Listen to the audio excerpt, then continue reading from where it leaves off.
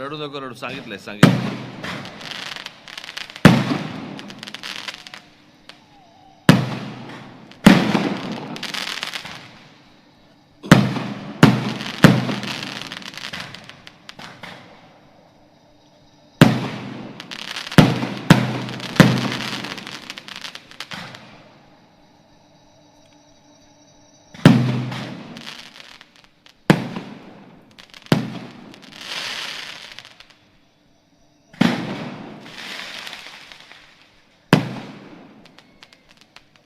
अरे बस कर रे.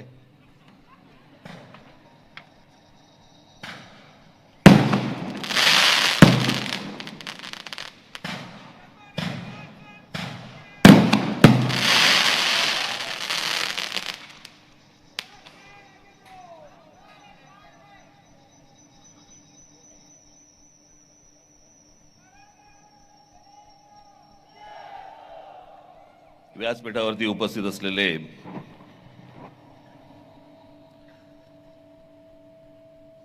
माझे मित्र, माझे जुने सहकारी नारायणराव राणे,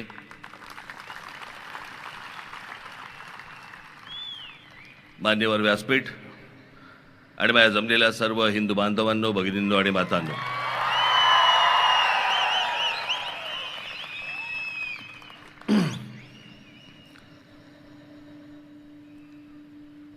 खरं तर त्या दिवशी गुढीपाडव्याच्या मेळाव्यामध्ये मी पाठिंबा जेव्हा जाहीर केला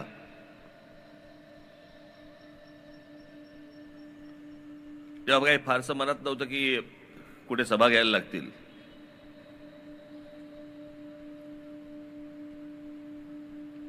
पण नारायणरावांचा फोन आल्यानंतर मी त्याला नाही म्हणू शकत नाही.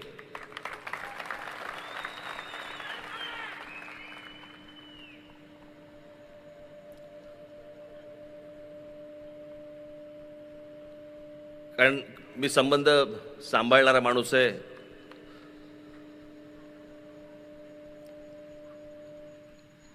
खरं तर नारायणरावांना या प्रचार सभेची किंवा माझी या मतदारसंघामध्ये आवश्यकताच नाही. ते निवडून आलेलेच आहेत. हे मी तुमच्या टाळ्यांसाठी बोलत नाहीये.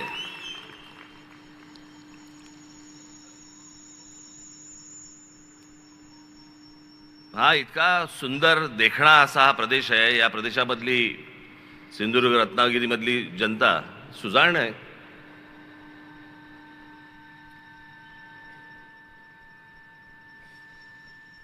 साधी गोष्ट बघा, मी सुजाण अशा अर्थाने बोलतोय की महाराष्ट्र राज्याला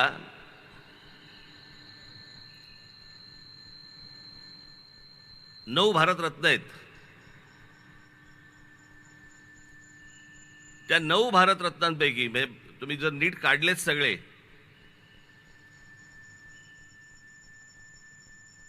तर त्या 9 भारतरत्नांपैकी जवळपास 7 भारतरत्न हे एकट्या कोकणामधून जातात.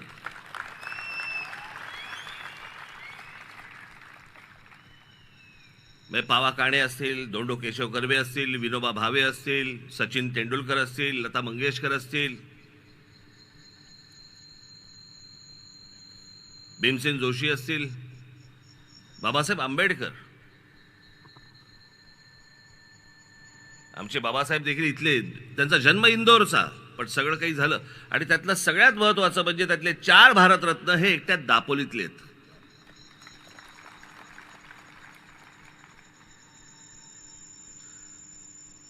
आणि म्हणून मी म्हटलं की सुजाण असा हा मतदारसंघ, कोण आपलं भलं करू शकतं, कोण काय करू शकतो माहिती आहे. आज इथे अनेक पत्रकार बांधव इथे आले आहेत. लांबूनच नमस्कार केलेला बरा. कारण यावेळेला मी ठरवलं होतं की कोणाला मुलाखती फारशा द्यायच्या नाहीत. मुलाखती ज्या द्यायच्या त्या विधानसभेला, त्याच्यामुळे तसे फारसे कोण जवळ यावेळेला आलेच नाहीत माझ्या. पण पाठिंबा जाहीर केल्यानंतरची ही माझी पहिली जाहीर सभा.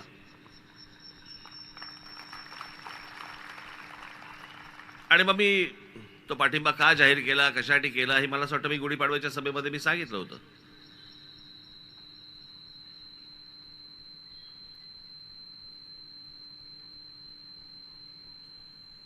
मी तुम्हाला एक गोष्ट सांगतो, मी ना सरळ चालणार आहे असा.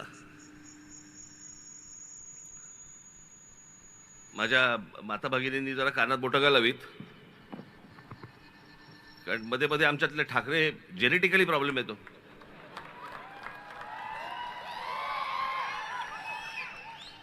त्याच्यामुळे विचार करताना ना बैलासारखा, बैल जसा मुततो ना तसा विचार नाही करत. बैल चालता चालता मुततो असा असा. मला एखादी गोष्ट समजा पटली तर पटली, मला एखादी गोष्ट जर समजा नाही पटली शेवटपर्यंत नाही पटणार. तसं 2014 ते 2019च्या दरम्यान ज्या काही गोष्टी केंद्र सरकारकडनं झाल्या, नरेंद्र मोदींकडनं झाल्या, काही गोष्टी ज्या झाल्यात मला नाही पसंत पडल्या. ज्या बाबतीत मी 2019च्या सभेमध्ये मी जाहीर त्यांचे स्क्रीनवरती ते दाखवून पण जाहीर विरोध केला त्या गोष्टीला. काही गोष्टी नाही पटल्या, ज्या आजही नाही पटत मला.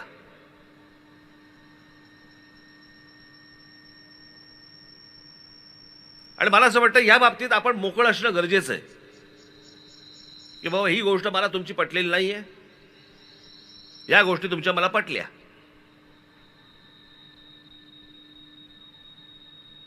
मग ती नोटबंदीची असेल, पुतळ्यांची असेल,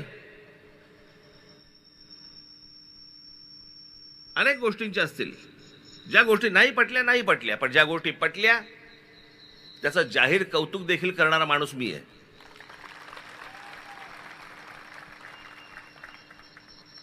ज्या प्रकारचं 370 कलम काश्मीरमधनं रद्द झालं, किती वर्ष ऐकतोय.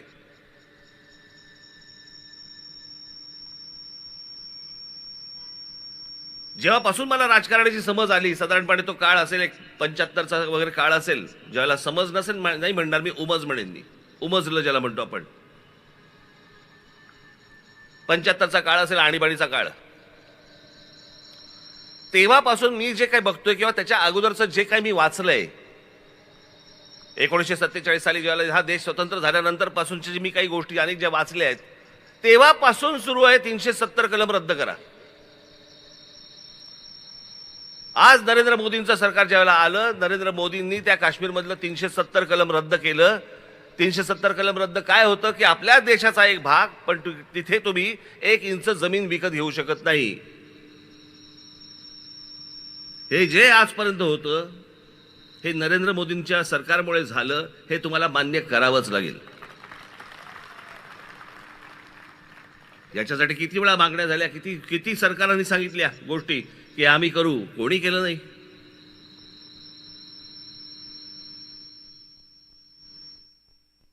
ज्यावेळेला बाबरी मशिदीचा विषय ज्यावेळेला आला आणि ज्यावेळेला देशभरातनं अनेक ठिकाणून ज्यावेळेला कारसेवक ज्यावेळेला तिकडे अयोध्येला गेले, त्यावेळेला ही चॅनल्स नव्हती, फक्त दूरदर्शन होतं. पण त्या दूरदर्शनवरती काही स्लॉट दिले जायचे, काही त्यावेळेचे काही चॅनलचे काही रील्स बिल्स असे काही होते, अर्ध्या अर्ध्या असे त्याला स्लॉट दिले जायचे, वेळा दिल्या जायच्या. आणि जेव्हा ही माणसं ज्यावेळेला कारसेवक तिकडे गेले, त्यावेळेला तिथे मुलायम सिंग यादवच्या सरकार त्यावेळेला तिकडे होतं. त्या सगळ्या कारसेवकांना, अनेक कारसेवकांना तिकडे गोळ्या घालून ठार मारले आणि त्यांची प्रेतं तिथे त्या शरयू नदीमध्ये फेकून दिली होती. माझ्या डोळ्यासमोर आजही जात नाहीत ती.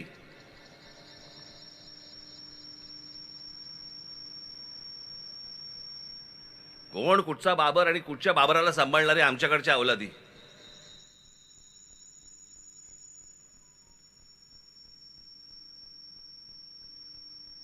झालं कधी ते, साधारणपणे ती 88-89ची गोष्ट असेल, तेव्हापासूनचे सगळं सुरू आहे. विषय त्याच्याही कदाचित अगोदरचा पासूनचा असेल, पण हे सगळं कारसेवक तिथे जाणं, तिथे ती आंदोलनं होणं, सगळ्या गोष्टी होणं, आणि मग 92 साली त्याचा ढाचा गेला, ती पाडली गेली.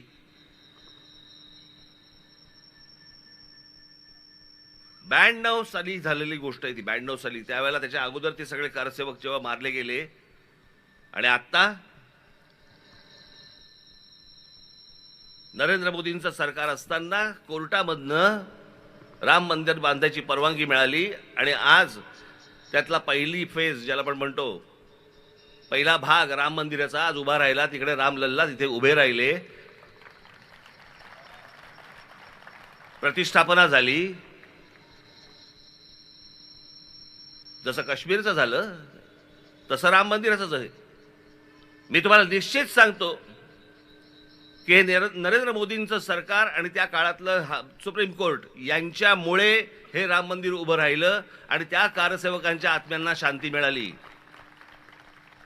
नाही ते शक्य नव्हतं. ज्या गोष्टी योग्य आहेत त्या योग्य आहेत, ज्या गोष्टी अयोग्य आहेत त्या अयोग्य आहेत.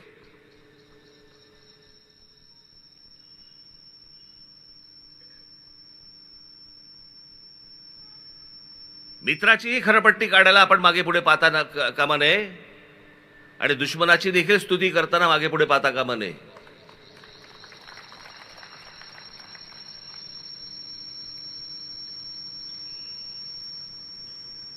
आणि मग मी विचार केला या सगळ्या गोष्टींमध्ये या देशाचं काय झालंय. या देशामध्ये ज्याला उभी फूट हा जरा थोडासा विचित्र शब्द वाटतो, पण व्हर्टिकल स्प्लिट ज्याला म्हणतो आपण, उभी फूटच म्हणता येईल त्याला. एक तर तुम्ही मोदींच्या बाजूने असा किंवा एक तर मोदींच्या विरोधात असा. 2019ला मी जे बोललोय ना, आजचे जे आहेत ना विरोधी पक्ष, यांची हिंमत नाही त्या गोष्टी बोलायची.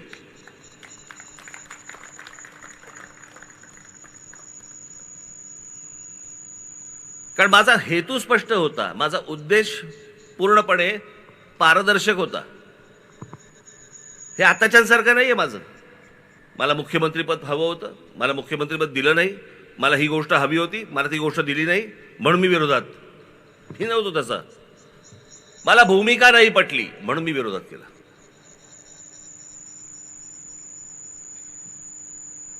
यांच्यासारखं नाही माझं की बदल्यात काहीतरी हवं होतं म्हणून मी विरोध केला. मी नाही विरोध केला त्याच्यासाठी. आणि जर समजा काल उद्धव ठाकरे इकडे येऊन गेले ना, हे तुमचं ज्याला ते अडीच वर्षाचं जे काही झंगाड होतं ना, 2.5 वर्ष मला द्या, 2.5 वर्ष तुम्हाला घ्या. समजा असं पकडूया की त्यावेळेला भारतीय जनता पक्षाने मान्य केले असते तुमची 2.5 वर्ष, आज बोलला असतात का? हे जे आज तुम्ही जे बोलतात हे बोलला असतात का? नसता बोललात. कारण सत्तेचा बोळा कोंबला असतो तोंडात. मग आता काय बोलणार? ती गोष्ट हिरावून घेतली म्हणून आग लागली खाली. नाही तर कशाला बोलतायत?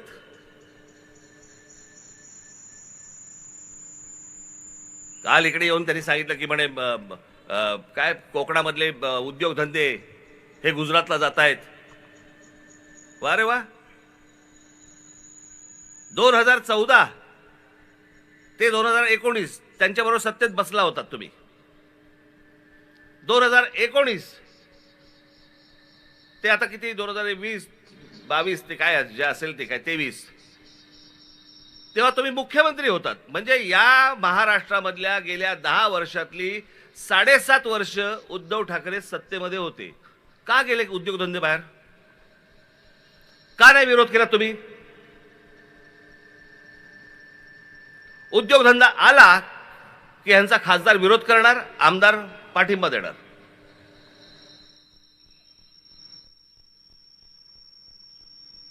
आपण का विरोध करतो ते तरी माहितीये का? माहित नाही.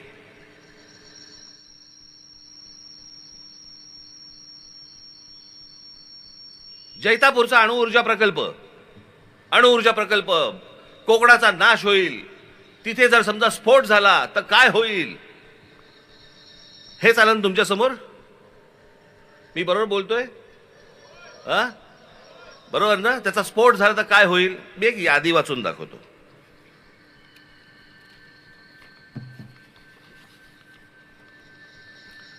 मी जगातलं बोलतच नाही, मी फक्त भारतातलं बोलतोय. आत्ता भारतामध्ये अणुऊर्जा प्रकल्प कुठे कुठे आहेत? काकरापार पॉवर स्टेशन गुजरात, स्थापना 1993. Madras atomic power station Tamil Nadu, स्थापना 1984.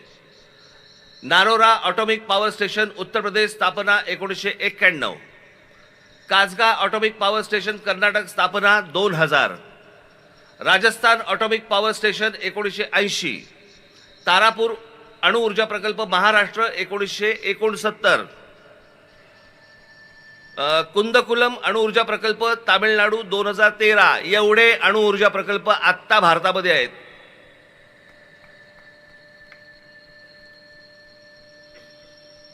आणि सगळ्यात महत्वाचा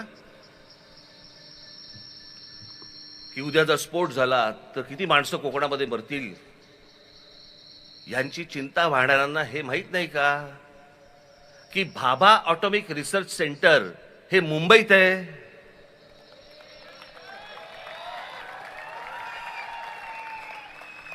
न्यूक्लिअर रिॲक्टर स्फोट झाला तर कसला स्फोट होतो? न्यूक्लिअर रिॲक्टरचा स्फोट होतो.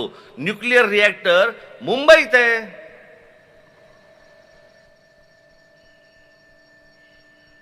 तिथे कधी मला आठवत नाही की बाबा ऑटॉमिक रिसर्च सेंटर दूर लोटा, इथून काढून टाका, असं कधी बोललेलं मला आठवत नाही. पण कोकणामध्ये प्रकल्प येऊ द्यायचा नाही. मग पुढचा कुठचा आता आला तो विरोध झाला, तो नाणार. मग यांचा खासदार जाणार नाणारला विरोध करणार आणि मग लोकांना भडकवणार, बागायती शेती जाते बिते वगैरे वगैरे. माझं असं म्हणणे हे सगळं नंतर. नाणारमध्ये जेवढी जमीन आज ॲक्वायर केलेली आहे, लोकांच्या जमिनी घेतलेल्या आहेत, कोणी घेतल्या तो जमिनी? कसा रिकामा झाला? आणि नाणार तिकडे होणार, तिथे जमीन आली कुठून? बरं आली तर आली. इथेच फिरत असलेल्या अनेक दलालांनी जमिनी लोकांकडनं कमी पैशामध्ये विकत घेतली. मग ह्यांनी नाणारला विरोध केला. मग काय?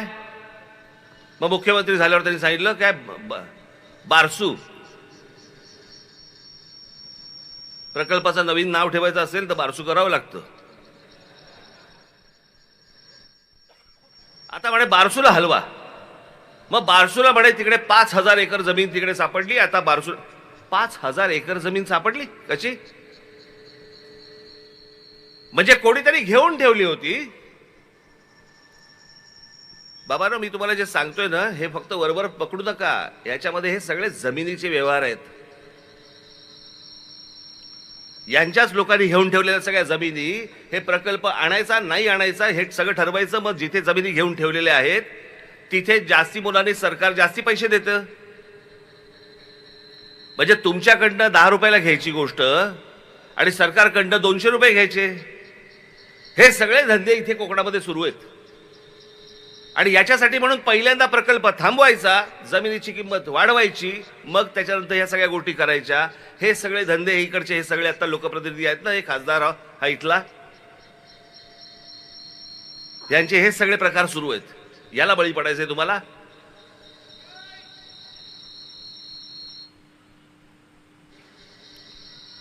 कोकण रेल्वे ह्याच कोकणाबंद झाली ना हो? किती वर्षात झाली? तेव्हा असले दलाल वगैरे फिरत नव्हते इथे कोकणामध्ये, म्हणून पटकन झाली कोकण रेल्वे. या कोकणामध्ये चांगले उद्योग यावेत, प्रदूषणमुक्त प्रकल्प यावेत, खरंच प्रत्येकाची इच्छा आहे. हे बाजूचा गोवा बघा,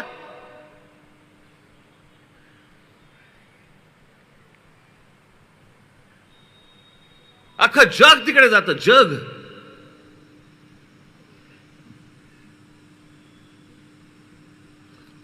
पण गोव्यासारख्या बीचवरती जर समजा ते चित्र दृश्य दिसतं आपल्याला, ते जर आमच्या कोकणाच्या किनाऱ्यावरती दिसलं, 2020 एवढी गर्दी होईल. आणि मग आमच्याकडचं काय पालीभूत असतं काय? आमची संस्कृती बिघडते, आमची संस्कृती खराब होते. 2 वेळचं अन्न देऊ शकत नाही अशी कोणती संस्कृती हो?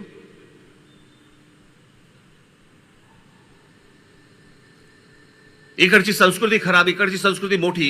मग गोवा आणि केरळ तुमचं असंस्कृत आहेत लोक, त्यांच्याकडे सुसंस्कृतपणा नाहीये का? मी पक्ष स्थापना जेव्हा केली ना, त्या पक्ष स्थापनेच्या भाषणामध्ये मी एकदा एक उदाहरण दिलं होतं. आज मी ते पुन्हा तुम्हाला एकदा उदाहरण देतो. नवं उघडलं होतं त्यावेळेला. मी मलेशियाला गेलो होतो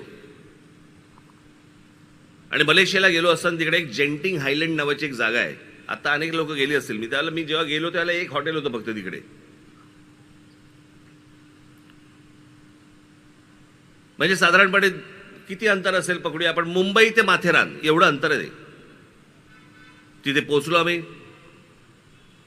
सहज आपला चोची मारत होतो. म्हटलं खाली जरा विचारपूस केली. म्हटलं किती हॉटेल मोठं होतं ते, पण एकच हॉटेल होतं. म्हटलं काय रे, म्हटलं इथे ऑक्युपन्सी किती आता? ते म्हटलं 100%. म्हटलं 100% ऑक्युपन्सी? म्हटलं काय आहे का इथे? ते बोलले इथे कसिनो आहे. म्हटलं बरं. मग संध्याकाळी मी शर्मिला, अजून आमच्या बरोबरचे अजून कोण कोण 2-3 जण होतो. आम्ही खाली कॅसिनोमध्ये गेलो. मला जुगार खेळता येत नाही. मी 5 वर्षात एकदा खेळतो.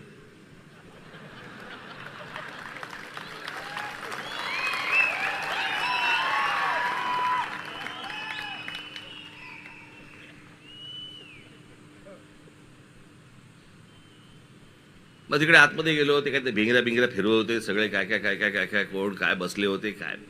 10 मिनिटात मी बाहेर पडलो. म्हटलं बाहेर पडू आपण. बाहेर आलो. तिकडे एक बार होता.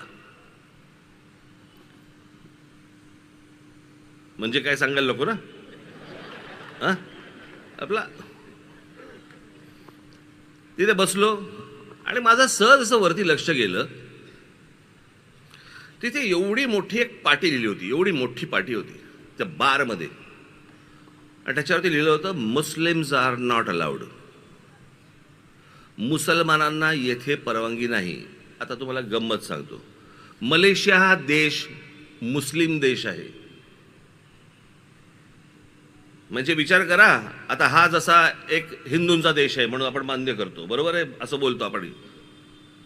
आपल्याकडच्या एखाद्या रेस्टॉरंटमध्ये, एखाद्या बारमध्ये जर समजा अशी पाटी लावली असेल की या इथे बारमध्ये हिंदूंना परवानगी नाही, काय कराल तुम्ही?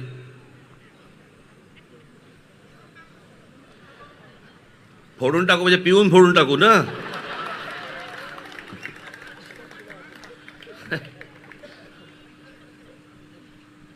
पण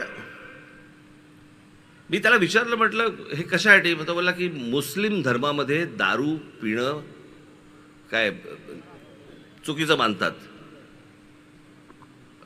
आणि त्याचबरोबर तुमचा जुगार तो देखील मान्य. म्हटलं मग इथे तर कसिनो आहे. इथे म्हटलं तुम्ही बार लावलायत. आणि म्हटलं तुम्हाला कळतं कसं रे मुसलमान आल्याचा? ते बोलले कायद्याने फक्त पाटी लावली आहे, बाकी आम्ही कोणी थांबवत नाही. कारण कळूच शकत नाही. स्वतःच्या देशाची प्रगती करण्यासाठी जर एक देश आपल्या धर्माला बाजूला सोडत असेल, आपण कोणती संस्कृती घेऊन बसलो? कुठची संस्कृती?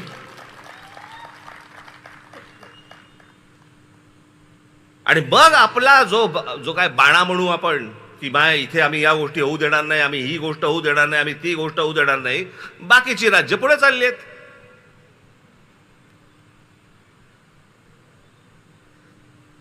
गोवा पुढे चाललाय. हॉटेल्स निघतायत तिकडे. केरळामध्ये निघतायत. आम्ही तारकर्ली घेऊन बसलोय. तासन तास बसलेत लोक. डॉल्फिन दिसेल. कुठचा डॉल्फिन? ते ह्याला जातात नाही का, ते जंगलात देतात ना वाघ दाखवायला.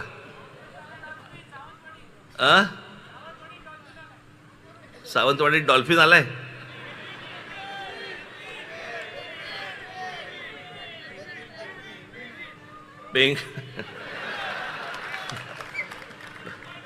तर मला तुम्हाला सांगण्याचा उद्देश असा की या सगळ्या बाजूने इतका सुंदर प्रदेश मी तुम्हाला सांगतो.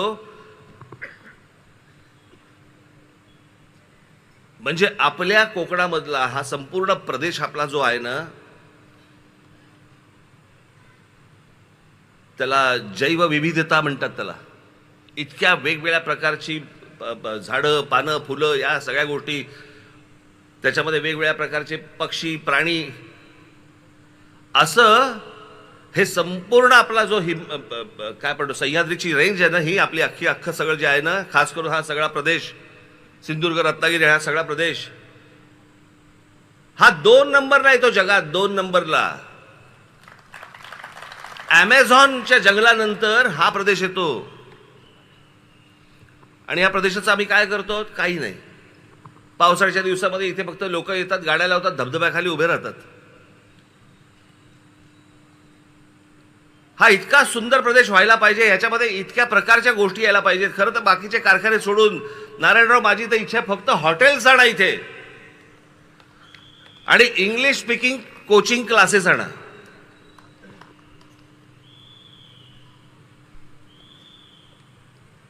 कोणी जाणार नाही तिकडे गोव्यामध्ये आणि केरळामध्ये, सगळेजण इकडे येतील.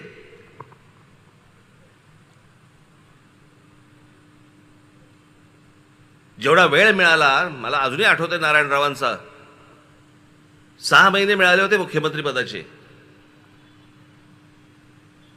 जर पुढची 5 वर्ष मिळाली असती ना, कोणाला इथे प्रचाराला याची गरजच लागली नसती.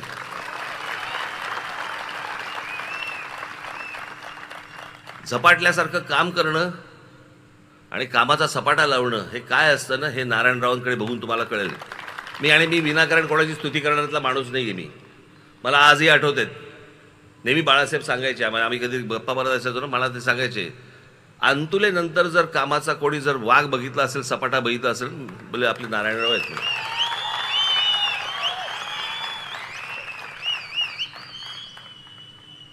आणि एखादा विषय समजून घेणं, समजल्यानंतर तो मांडणं, हे तुम्ही असं नका पकडू. त्यांनी 4 गोष्टी माझ्याबद्दल चांगल्या बोलल्या म्हणून मी आता त्यांच्याबद्दल चांगल्या गोष्टी बोलतोय. मी खरंच सांगतोय, मला ज्यावेळेला ते मुख्यमंत्री झाले त्यावेळेला मला खरंच प्रश्न पडला होता की हे कसं करणार, हे मुख्यमंत्रीपद सांभाळू शकतील का. तो जो मुख्यमंत्री पदाचा म्हणून जो तो आवाका जो असतो, ही गोष्ट हे कशी सांभाळणार, काय सांभाळणार, खरंच प्रश्न होता.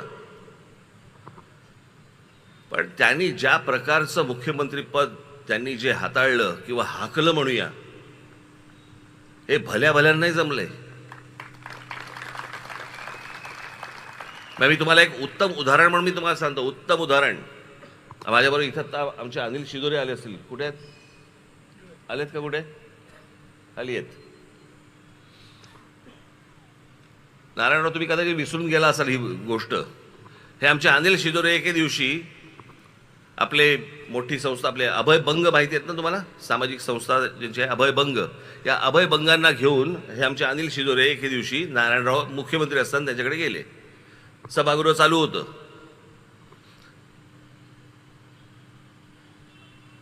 आणि बालमृत्यू, कुपोषण या विषयामध्ये अभयभंग त्यांना भेटायला गेले. त्याला हे आमचे अनिल शिदोरे बरोबर होते. ते आलेत, अभयभंग आलेत म्हटल्यानंतर नारायणराव आतून बाहेर आले. पटकन त्यांना म्हणले की 5 मिनिटं द्या, मी बाकीच्यांचं आवरतो, तोपर्यंत जरा तुम्ही इथे बसा. झालं. त्याच्यानंतर ते बसले आणि नारायणरावांनी त्यांचं ऐकायला सुरुवात केली.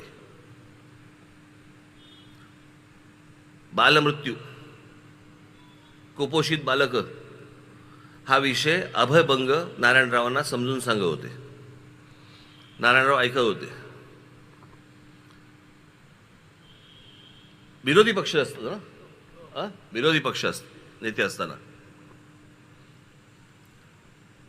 दुसऱ्या दिवशी नारायणरावांनी सभागृहामध्ये जाऊन जे भाषण केलं, तो जो विषय ज्या प्रकारचा मांडला, यांना शिदोरेंना अभयभंगाने सांगितलं की म्हणे, मी ते भाषण ऐकताना मला असं वाटलं की हे आपल्या संस्थेचे सभासद आहेत की काय. मी 15 मिनिटं त्यांच्याशी बोललो, पण त्यांनी तास 1.5 तासाचं तिथे सभागृहामध्ये चिडीचूप, सभागृह अख्खा चिडीचूप. आणि नारायणराव तिकडे त्या कुपोषण या विषयावरती बोलतायत, बालमृत्यू या प्रकरणावरती बोलतायत. एखादा विषय समजून घेणं, त्याची हाताळणी कशी करणं, त्याचं इम्प्लिमेंटेशन कसं करणं, तुमच्यापर्यंत ते कसं पोचवणं, हे ज्या माणसाला माहिती आहे तो आज तो माणूस तुमच्यासमोर खासदारकीचा उमेदवार म्हणून उभा आहे.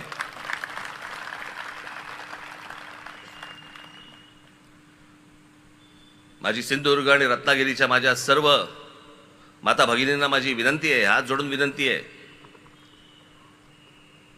त्यांना निवडून द्या ही तर विनंती आहे, पण तुम्हाला एक प्रश्न पण आहे.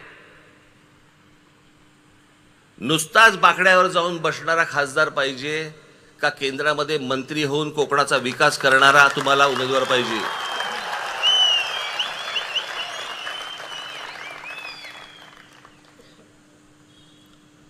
उद्या ज्या वेळेला नरेंद्र मोदींचं सरकार पुन्हा ज्या वेळेला तिथे बसेल येईल त्यावेळेला त्या केंद्रीय मंत्रिमंडळामध्ये आमचे नारायणराव राणे देखील पुन्हा एकदा असतील.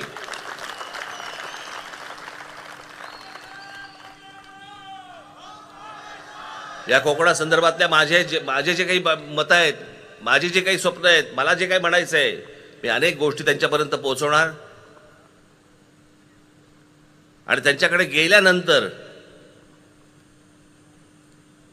ए बाबा रे माझ्याकडनं काम नाही होऊ शकत, असं होऊ शकत नाही, त्यातनं ते मार्ग काढणार, हा झाला त्यांचा स्वभाव. आणि म्हणून मला आपल्याला फक्त कोकणवासियांना, माझ्या माता भगिनींना, बांधवांना मला फक्त एवढंच सांगायचं आहे की जे कोकणामध्ये आपल्याला आणायचं आहे, ज्याच्यासाठी म्हणून आपल्याला काही वेळेला कोकण सोडावं लागतं, ती गोष्ट जर समजा उद्या कोकणामध्ये जर आपल्याकडे आली, सिंधुदुर्गामध्ये आली, रत्नागिरीमध्ये आली, आपल्याला कोकण सोडावं लागणार नाही, आपल्याला आपल्या जमिनी विकाव्या लागणार नाहीत, आपल्याला आपल्याच परिवारापासून विभक्त होता येणार नाही, व्हायची गरज लागणार नाही, जे व्हायचे मिळणार आहे ते सगळं आपल्याला कोकणातच सगळं उभं राहील. आणि यासाठी म्हणून जर समजा तुम्हाला जे काही वाटतंय ते फक्त करू शकणारा माणूस हा फक्त नारायणराव राणे आहे. येत्या 7 तारखेला आपण नारायणरावांना प्रचंड प्रचंड प्रचंड मताने आपण त्यांना विजयी करावं अशी एक आशा अपेक्षा बाळगतो आणि आपल्या सर्वांची मी रजा घेतो. धन्यवाद. जय हिंद, जय महाराष्ट्र.